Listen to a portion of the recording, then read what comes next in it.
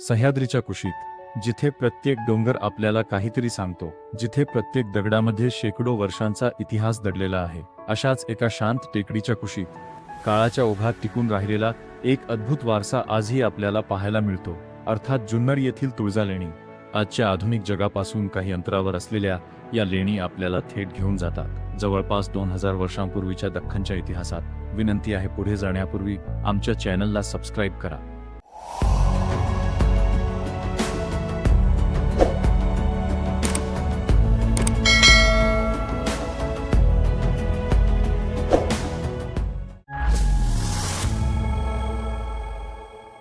ही केवळ दगडात कोरलेली गुहा नाही, तर हा आहे बौद्ध स्थापत्याच्या प्राचीन परंपरेचा एक महत्त्वाचा पुरावा. पुणे जिल्ह्यातील जुन्नर परिसर प्राचीन काळापासूनच व्यापारी, धार्मिक आणि सांस्कृतिक हालचालींचे महत्त्वाचे केंद्र राहिले आहे. जुन्नरच्या आसपासच्या डोंगर रांगांमध्ये अनेक प्राचीन लेणी खोदण्यात आली आणि याच विस्तीर्ण लेणी विश्वाचा एक स्वतंत्र आणि अत्यंत वैशिष्ट्यपूर्ण भाग म्हणजे तुळजा लेणी. जुन्नरच्या पश्चिमेला पाडळी गावाजवळील तुळजा टेकडीमध्ये हा लेणी समूह खोदण्यात आला आहे.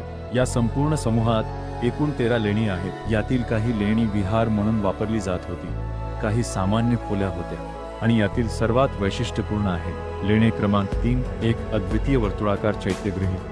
कल्पना करा, आजपासून जवळपास 2000 वर्षांपूर्वी ना आधुनिक यंत्रे, ना काँक्रीट, ना आधुनिक बांधकामाची साधने, तरीही या कठीण कातळामध्ये इतकी सुंदर वास्तू निर्माण करण्यात आली. ही लेणी बांधलेली नाही, ती डोंगराच्या जिवंत कातळातून कोरलेली आहे. दगड कापत, आत जात, आकार देत, एका पाठोपाठ एक खोल्या, विहार, मंडप आणि चैत्यगृह तयार करण्यात आले. ही प्रक्रिया किती अवघड असेल याची कल्पना आज आपण फक्त करू शकतो.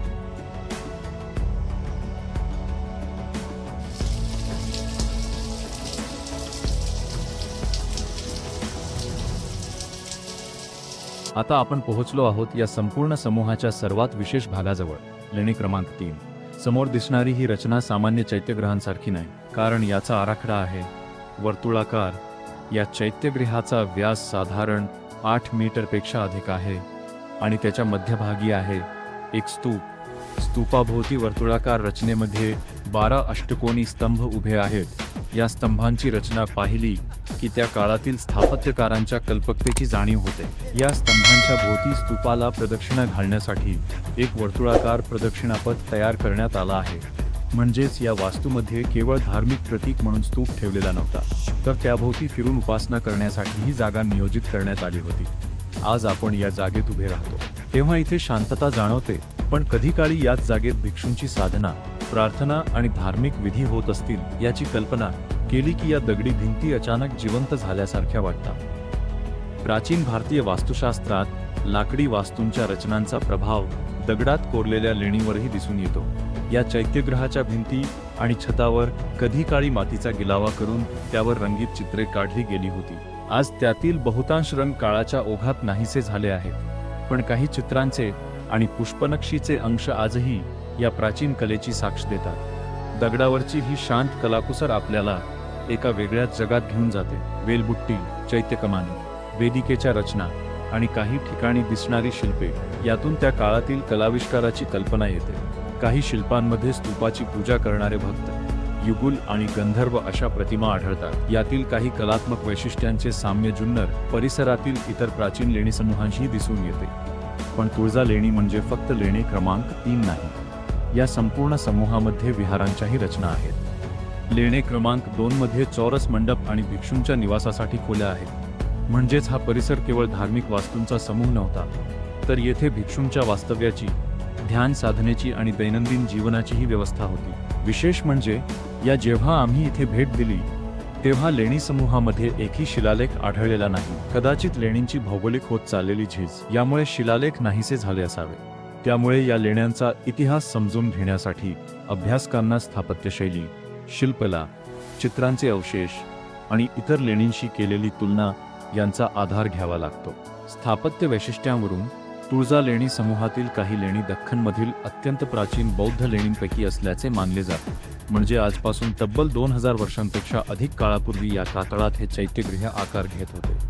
पण इतिहास नेहमी एकाच रूपात टिकून राहत नाही. काळ बदलला, राजवटी बदलल्या, धर्मपरंपरांमध्ये बदल झाले आणि तुळजा लेण्यांच्या इतिहासातही नंतरच्या काळात काही बदल झाले. मध्ययुगीन काळात लेणे क्रमांक 4 मध्ये तुळजाभवानीची मूर्ती स्थापित करण्यात आली आणि त्यानंतर या संपूर्ण परिसराला तुळजा टेकडी असे नाव प्रचलित झाले.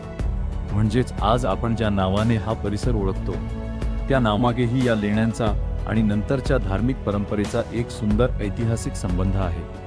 तुळजा लेणींकडे पाहताना आपल्याला केवळ प्राचीन वास्तू दिसत नाही, आपल्याला दिसतो मानवी बुद्धीचा प्रवास, दगडावर काम करणाऱ्या अनामिक कारागिरांचा परिश्रम, ध्यान आणि साधनेत जीवन व्यतीत करणाऱ्या भिक्षूंची परंपरा आणि हजारो वर्षे निसर्गाशी झुंज देत आजपर्यंत उभा राहिलेला एक अमूल्य वारसा. आज आपण अत्याधुनिक युगात जगतो.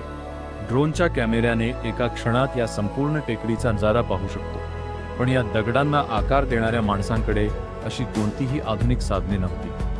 होती ती फक्त कल्पना, कौशल्य, मेहनत आणि श्रद्धा. म्हणूनच तुळजा लेणी आपल्याला केवळ भूतकाळ सांगत नाहीत, त्या आपल्याला एक प्रश्न विचारतात. हजारो वर्षांपूर्वी आपल्या पूर्वजांनी दगडात जे निर्माण करून ठेवले ते आपण पुढच्या हजारो वर्षांसाठी जपून ठेवणार आहोत का?